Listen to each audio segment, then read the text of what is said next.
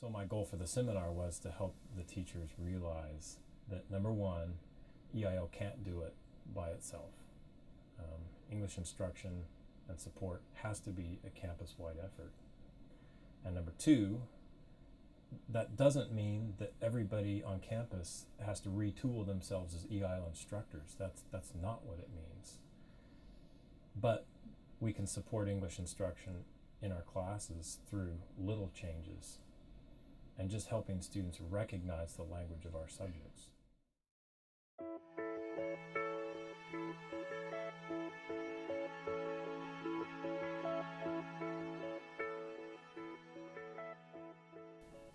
I've been here for 7 years. I was the EIL coordinator for 5 years, and I realized that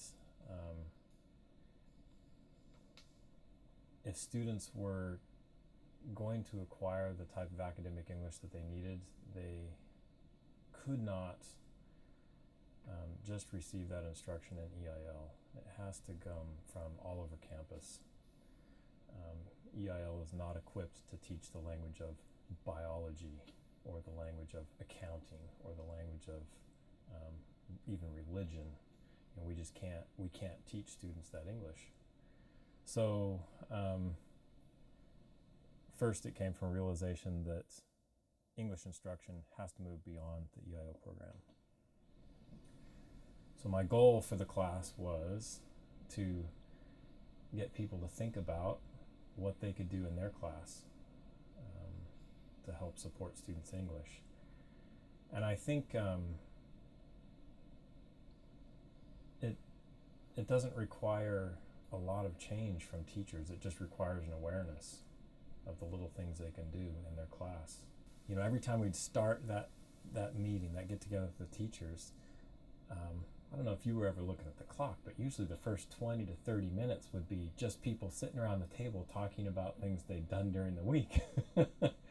And changes they'd made in their class. Yeah, changes in class, things that they'd done and things that they'd tried.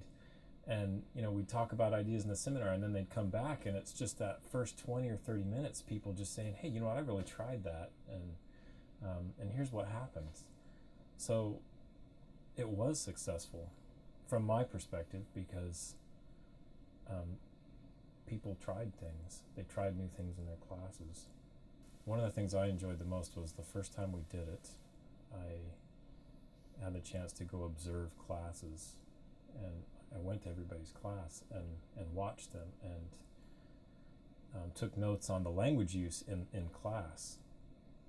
And I found that, like I had suspected before and knew from reading the literature, but this was a very practical perspective, I found that English is particular to each subject area.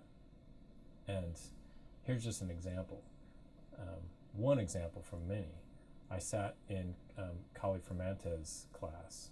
I believe it was Hawaiian Studies 101. It was one of the first classes, but that was the most amazing class because as soon as you walk in, it was like you just walked into this Hawaiian culture.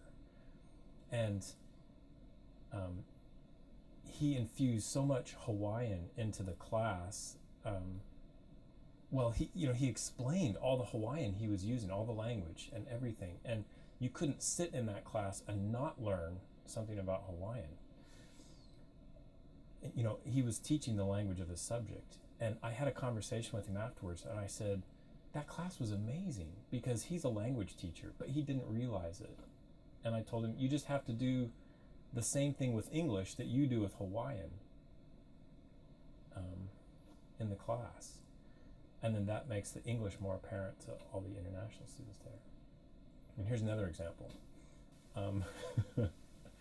I sat in a religion class. I believe this was Eric Marlowe's class. And in our seminar, we talked about explaining words when they come up, words that are specific to your subject area, explaining those words. So just quickly, briefly, so that the students understand what it means, a technical definition. And I can't remember what the word was right now, but I remember listening to Eric as he was teaching, standing in front, and some religious word came up, and almost, I don't think he even thought about it, but he realized that it was a technical word, and he explained it to the class. And then when he sat back down, I tapped him. I said, "Hey, good job," because you just explained the technical vocabulary so that the international students can understand it. And I realized that the students need that support. At one point, Roger Goodwill made this comment. He said he kind of realized that he didn't have to throw his whole teaching out to make a difference. He didn't have to completely shift what he was doing. But there were little things that he picked up on that he could do in his class that would have a major impact on the language learning of the students. And I really like that comment because, my goal is not to revolutionize the way everybody teaches, but my goal is just to get everybody to be more aware of how to help the international students. And he realized that, and that made me feel good.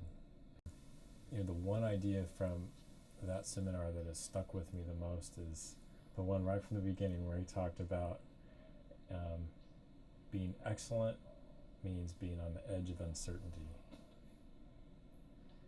And I realized, there are times where I'm uncomfortable. I'm trying something new in class, and I'm like, oh, is this really going to work? And I try it, and it doesn't go so well, and I think, oh, that was a bomb. I'm never trying that again. But, I think all of those failures and successes lead you towards excellence, and I realized that being excellent does not mean that you're comfortable. It means that you're always pushing yourself, and if you're on that edge of uncertainty because you're trying to be excellent, you're going to have failures, and you're going to have classes that don't work so well. But as you learn your way to the answer, that's another concept we talked about, you do have those moments where you think, yeah, I nailed it.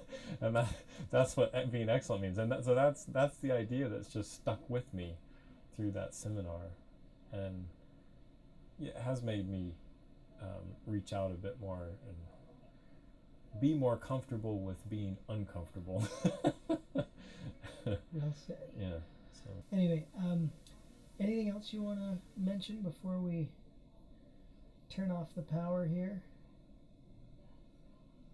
I'm a great fan of the Center for Learning and Teaching. Oh yeah.